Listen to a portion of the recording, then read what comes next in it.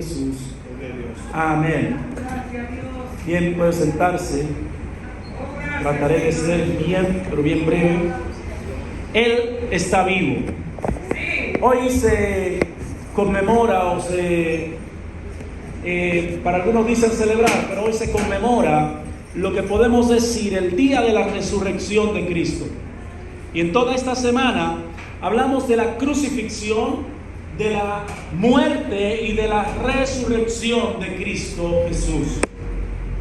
Y si hay una de las grandes razones por la que la iglesia de Dios hoy se encuentra acá, es porque Cristo ha resucitado. No hay otra explicación. Y si de Cristo no haber resucitado, en vano sería nuestra fe, de hecho dijo Pablo. Así que muchos grandes hombres y mujeres han aparecido en el transcurso de la historia de la humanidad. Y todos han muerto marcando parte de la historia, pero ninguno de ellos ha resucitado. Así que si hay algo que hace diferente a la iglesia de hoy, es que el Cristo que predicamos ha resucitado. El Cristo que predicamos ha resucitado. Y ese Cristo que resucitó tuvo que morir en una cruz.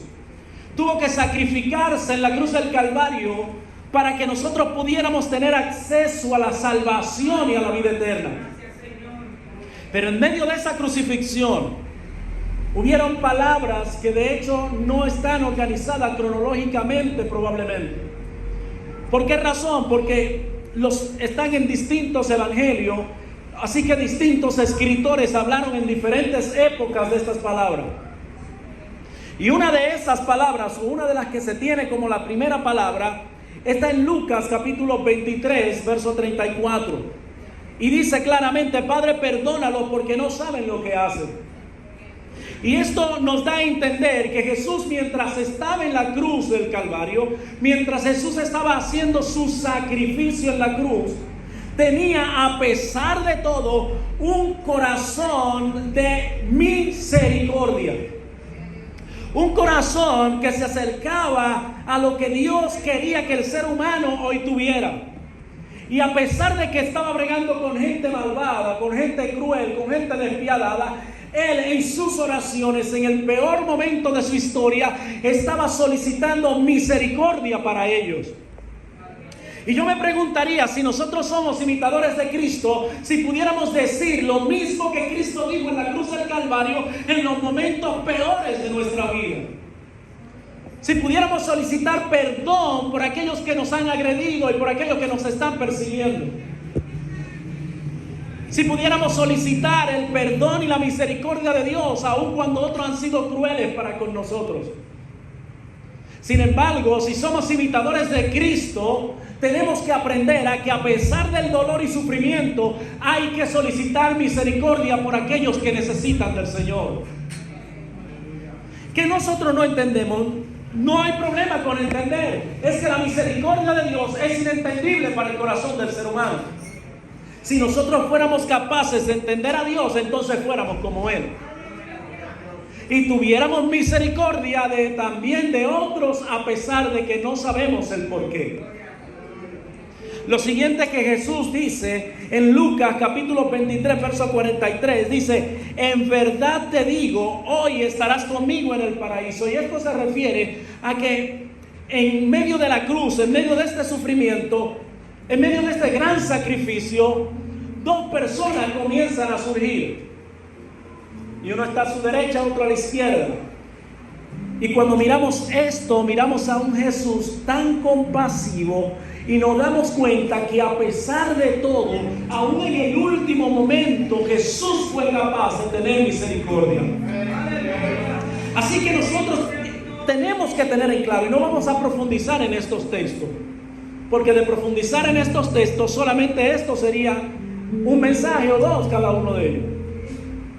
Pero simplemente tocarlo por encima es saber que Jesús, en su infinita misericordia, cosa que no entendemos nosotros, uno de los que estaban en la cruz se quiso acercar a Dios y solicitó misericordia. Pero aunque nosotros no entendemos eso, la misericordia de Dios lo alcanzó a él. nos muestra, esta palabra nos muestra a nosotros que nunca es tarde para el arrepentimiento. Esto nos muestra a nosotros que a pesar de que lleguemos a las últimas consecuencias, de que estemos lo más profundo en el pecado, Dios sigue teniendo una ventana de esperanza para aquellos que confían en Él. Que Dios sigue teniendo una luz de misericordia para aquellos que se quieren acercar a Él. Y a veces nosotros no queremos recibir la misericordia de Dios. A veces nuestros propios pecados nos apartan más de Dios, diciendo no somos dignos de arrepentir, de perdón, no somos dignos de su misericordia. Pero Dios sigue diciendo, aunque no eres digno, aunque tú no lo mereces, yo quiero darte salvación y vida eterna. Yo quiero brindarte la misericordia. Así que, hermano, escúchalo, no importa en la posición que esté, Dios siempre tiene una esperanza para nuestra vida. No importa hasta dónde queramos llegar, hasta dónde podamos llevar o ser arrastrados por el pecado, hay misericordia de Dios para tu vida. Y si hay misericordia de Dios para ti, ¿por qué no hay para otros que están afuera? A veces actuamos como los enemigos de David, que decían no hay salvación para Dios, no hay salvación de Dios para Él. Y a veces vemos gente que reinciden tanto en el pecado que nosotros creemos que Dios no tiene misericordia para ellos. Y este hombre en la cruz no se sabe cuántas veces tuvo oportunidades, pero sin embargo Cristo le dijo, te digo hoy te lo voy a decir, aquí en la cruz estarás en algún momento en el paraíso conmigo. Y eso es lo que la iglesia tiene que brindar, una palabra de esperanza a aquellos que se pierden, una palabra de esperanza a aquellos que no tienen esperanza. ¿O acaso Pablo no dijo que no vivamos como aquellos que no tienen esperanza? Luego de esto hay otro paso, una de las palabras, y es que Jesús dice, mujer, he aquí tu hijo, hijo, he aquí tu madre. Y eso se lo dice a Juan para denotar justamente que había en Jesús una responsabilidad humana y familiar. Todos sabemos que Jesús era el mayor de sus hermanos. Se entiende que probablemente para este momento ya José, su padre, había muerto, y él quedaba como la persona encargada de cuidar y proteger a sus familiares, a sus padres principalmente, o a su madre, mejor dicho. Y eso nos deja a nosotros el mensaje de que no importa qué tan santo sea, tú tienes una responsabilidad personal en tu familia. Y a veces yo veo gente que son tan santos, que buscan tanto a Dios, que se le olvida cuidar la mujer, los hijos y la madre. Y los hijos pasando hambre, la familia pasando hambre, y ellos que están metidos en Dios solamente. Cuidado con eso. Jesús ni siquiera en la cruz se fue a su madre sola. Jesús aún en la cruz le dijo a Juan, uno de sus discípulos amados, mira, esa va a ser tu madre de ahora en adelante, cuídamela, te la encargo, porque ahora tú vas a pasar a tomar esa posición que yo tenía. No me la dejes sola. Hay mucho que decir de cada uno de estos versos, pero lamentablemente no podemos detenernos por mucho rato. Luego Jesús dice, Dios mío, ¿por qué me has desamparado? Según Mateo 27:46. Sentimos en esta frase el peso del sacrificio de Jesús, quien carga el pecado del mundo. Jesús dice esto no es porque Dios se ha apartado de él, es porque el pecado que ahora está en el Cordero de Dios es tan fuerte que su propia humanidad no resiste ese pecado. Y de pronto usted no entenderá mucho, pero si busca la parte de los sacrificios en judío y busca qué ocurría con el Cordero de Dios, qué ocurría con el Cordero que iba a ser sacrificado, usted va a entender mucho más profundo estas palabras. Porque Jesús estaba siendo crucificado. Y en medio de esa crucifixión, a pesar de que ha perdido perdón, a pesar de que ha pedido misericordia por aquellos que le están ofendiendo, ese pecado de la humanidad está reposando sobre él. Jesús nos muestra que incluso en los momentos de mayor aflicción podemos acudir a Dios en honestidad y fe, confiado en que su presencia nunca nos abandona. Porque decimos que por qué me ha desamparado, pero estaba hablando con él. Entonces Dios no lo había abandonado en sí. Dios se había apartado del pecado que estaba depositado en Jesús, pero estaba allí. Hello. Nosotros podemos apartarnos, o el pecado puede apartar la presencia de Dios de nosotros, pero Dios sigue en el mismo lugar. Así que cuando quieras hablar con Él, Él te va a escuchar. Así que cuando quieras volver a dirigirte a Dios, Dios está disponible en el mismo lugar. Así que aunque haya llegado lo lejos que sea, Dios sigue teniendo una ventana de esperanza para tu vida. Juan 19:28 denota una humanidad en Jesús y dice: tengo sed. Y Jesús expresa esta humanidad por varios factores. Uno de ellos es que su humanidad necesitaba surgir en la cruz, para denotar la gran fortaleza o lo gran difícil que sería sacrificarse en la cruz del Calvario. Pero no obstante a eso, esto nos recuerda a la sed que Jesús tenía por salvar la humanidad. El anhelo, el deseo era tan grande que ni aún el dolor y el sufrimiento de la cruz lo hizo apearse de la cruz.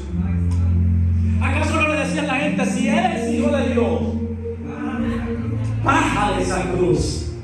Y la sed de salvarte a ti y a mí era tan grande que recibió los insultos, recibió los golpes, recibió el maltrato y siguió en la cruz del Calvario, porque de descender de ahí no habría sacrificio. Si el cordero, cuando lo iban a sacrificar los sacerdotes, se pataleaba, lloraba, gritaba o se movilizaba mucho, ya no era digno de ser sacrificado. Así que Jesús, como oveja, fue llevada a ese matadero, no abrió su boca y se quedó allí en la cruz, siendo el Hijo del Dios verdadero, pudiendo descender de la cruz, pero por amor a ti y a mí, Él se sacrificó y dijo: tengo sed de salvarme, y puso tu nombre en ese lugar. Dijo: tengo sed de salvar a fulano, tengo sed de salvar a ese, y así lo voy a hacer, aunque muera en este proceso. Así que en la cruz Dios puso tu nombre cuando dijo: tengo sed. Tengo sed de salvarla, tengo sed de salvarlo, y nadie me va a pegar de aquí hasta que logre vencerlo. Cuando Cristo fue allí, luego de esto, Juan 19:30 dice: consumado es.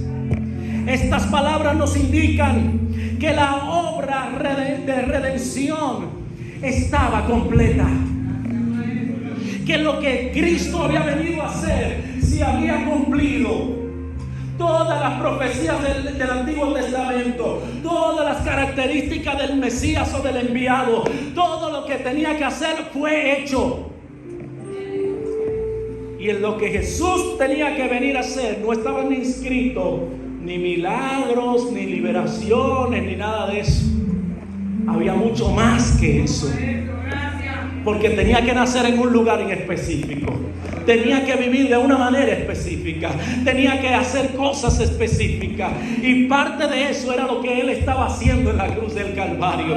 Creemos que no, pero lo que se nos cuenta en los evangelios de milagros, esas son cosas que venían detrás de Jesús, pero las características eran mucho más poderosas, las cosas que habían en Cristo eran mucho más grandes. Por eso los discípulos, cuando se le dijeron a Jesús: muéstranos al Padre y nos basta, Jesús dijo: pero ¿cómo que le muestren al Padre? ¿Acaso no conocen la ley de los profetas? ¿Acaso no saben ustedes lo que va a hacer el Mesías? ¿Acaso no conocen lo que va a ocurrir? Y cuando estudian mi vida, cuando miran mi vida, no han visto caminar en mí, no han visto que he cumplido todo eso, no han visto que aún en el río, cuando llegué a la presencia de Dios apareció, y cuando entré en el desierto y salí de allí, las cosas que me siguieron detrás de eso. ¿Acaso no han entendido que me han perseguido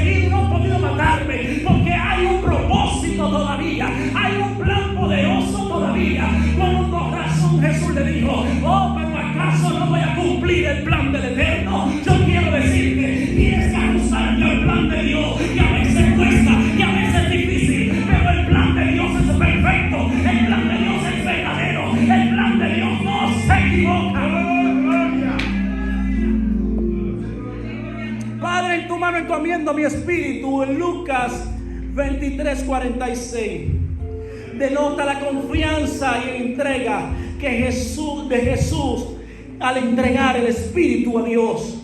Gracias, Señor. Y cuando habla de esto es hablar de entregarle la vida a Dios. Gracias, mi Dios. Y ahorita decía a alguien que ni aún la muerte pudo retener. Oh, quiero ir para nada de ti. Él había dicho: yo soy la vida. Y es más, soy tan tremendo que siendo la vida, solamente con el que crea en mí, aunque esté muerto, también va a vivir. O sea, que Jesús es poderoso lo que está haciendo en esto. Así que a Jesús no lo mataron, Él entregó su vida por nosotros. A veces la gente dice: si Jesús vuelve, lo crucifican, le hacen peor. No, mentira, es que a Jesús no lo mataron. Jesús se entregó Él su vida. Y cuando Él quiso, la tomó cuando quiso. Y por eso hoy hablamos de ese Cristo que muriendo. Y voy a dar un dato aquí, por favor. No me puedo detener en eso porque el tiempo no me da. Un miércoles resucita el domingo o el sábado en la noche. Y es ahí donde comienza algo muy interesante. Usted lo anota y lo busca ahorita al paso, marico, no te preocupes. No me cuentes 3 días y 3 noches, ¿cuántos son? 3 días y 3 noches. La Biblia dice que es la profecía del profeta Jonás. Jonás salía en la noche del vientre del pez y volvía a entrar en la mañana. No, son 3 días y 3 noches. Usted calcula 3 días y 3 noches y cuando acabe el Shabbat judío. En esa semana existían 2 Shabbat. Entonces usted mira todo eso y lo analiza el pasito con una mascota para que no se pierda mucho. Entonces, sí. Entonces, Jesús, habiendo sido crucificado y llevado a la tumba al tercer día, dice que ese tercer día era el primer día de la semana. Cuando resucita, dice que 3 mujeres van a ungir al maestro por cosas que ya ustedes sabían, no podían ungirlo, no dio tiempo, lo crucificaron tarde y salen corriendo. Y bueno, el caso es que cuando deciden ir a ungir al maestro, y esto nos da una denotación muy clara, es que aquellas mujeres, aunque Jesús había sido crucificado, ellas se atrevieron a honrar al cuerpo del maestro. Así que dijeron: vamos a ungir al maestro. Se levantaron de mañana, fueron a ungir al maestro y las piedras que estaban allí fueron removidas. Ellas no entendieron eso, entraron a la tumba y cuando entran, vaya sorpresa, encuentran un tipo con vestidura blanca metida ahí dentro. Y le dicen: pero ven acá, ¿qué buscan ustedes a 3 aquí, mujeres? Miren, ustedes están buscando al que fue crucificado. Si buscan a ese, lo siento, ese no está aquí. Ese ha resucitado. Así que Cristo ha resucitado. Él está vivo, Él está vivo, Él está vivo. La tumba está vacía. Ustedes buscan a ese no está aquí. Él resucitó. Miren bien, un ángel probablemente allí presente no le dice: lo resucitamos. No le dice: lo levantaron. No le dice que hicieron algo con él. Le dicen: él resucitó. Y prepárense, mujeres, porque son las que están a cargo de pronunciar el evangelio. Y el gran evangelio no era que Cristo había venido, mucho más que eso, era que había resucitado. Porque si había venido y había muerto en la cruz del Calvario, en vano sería. Pero cuando dicen que ahora ha resucitado, ahora la cosa tiene otra connotación, porque ni aún la misma muerte pudo con él. Eso indica que ahora los faraones, ni los reyes, ni sacerdotes podrán detenerlo. Cristo resucitado ahora se impone en el corazón de la gente, y los milagros después siguen reinando en la humanidad que le cree, sigue reinando en el corazón que le obedece, sigue cambiando a la persona que deja que Cristo entre en su corazón, porque Él es vida, Él es salvación, Él es redención, Él es milagro, Él es perdón, Él es transformación, Él es el Salvador de la humanidad. Cristo regresa porque está vivo, está vivo, está vivo, Él está vivo, y esa tumba ya está vacía.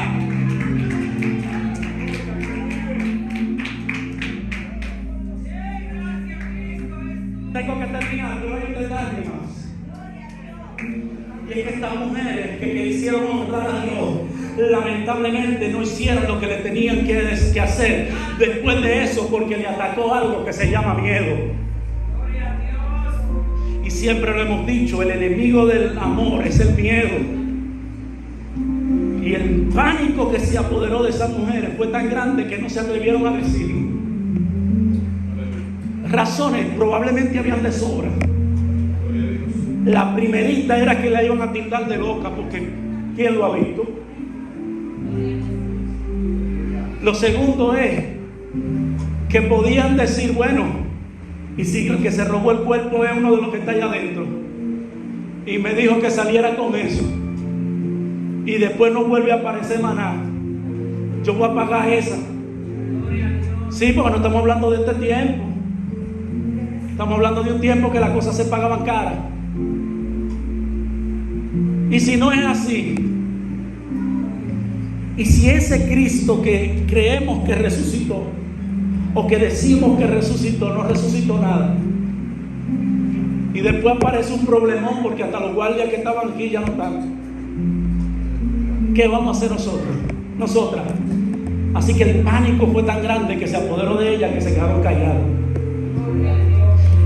A veces el pánico que la iglesia de hoy tiene no es físico, no es de que la metan presa, al menos en estos países, no es de que le digan, lo sacrifiquen o lo lleven a la cruz o lo lleven a la silla eléctrica por usted anunciar la palabra. No, porque en este tiempo, al menos en estos países del occidente, no existe eso.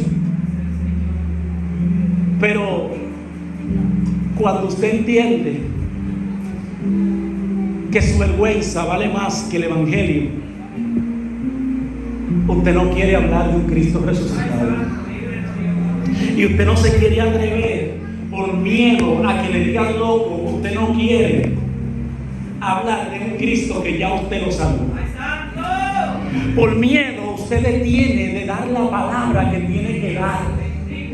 Por vergüenza le llamamos ahora, porque ahora vamos suavizando la cosa. Ahora es por vergüenza. Usted no quiere que sepan que usted es cristiano o cristiana. Sin embargo, Dios dice: el que se avergüenza de mí aquí en la tierra, yo me voy a avergonzar de él allá en los cielos. Señores, entendamos que estas mujeres tuvieron miedo a represalia en el momento, pero tú, ¿a quién le tienes miedo? ¿Qué te podrá hacer el hombre? El hombre solamente puede quitarte la vida. La gente apenas puede quitarte su amistad, apenas podrán decir: no ven conmigo, que tú siempre andas predicando lo mismo. Bueno, pues no hablo contigo, pero voy a hacer lo que Cristo me dijo.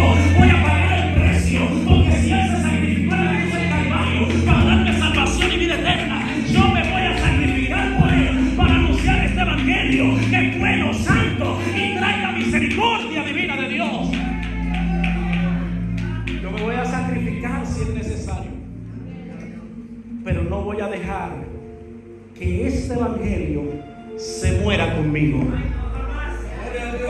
Voy a dar por gracia lo que por gracia yo he recibido. El ángel fue tan benévolo que le dijo: vaya, dígale a los discípulos que lo esperan allá, y díganle a Pedro, porque ya Pedro no estaba entre el grupo de los discípulos, y eso estudia lo más para adelante también. O sea, y díganle a Pedro también que se una al grupo.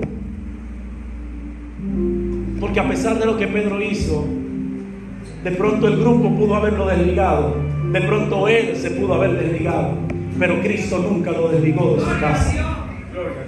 Y a veces hay errores que nos desligan, que nos desligamos del grupo, nos desligamos, pero Dios nunca nos desliga de él. Somos hijos del Rey de Reyes, y aunque nos vayamos lejos, Él sigue siendo nuestro Padre. A pesar de todo, Dios sigue y seguirá teniendo misericordia de nuestra vida. Él está vivo. Nuestro Jesús ya no está muerto. Fueron solo 3 días y 3 noches que estuvo allí, simple y llanamente para hacer un trabajo que necesitaba hacer. Pero cuando concluyó allí, regresó a la vida para que nosotros hoy tengamos nuestra fe y confianza puesta en aquel que es más que la vida. aplauso al Rey de Reyes.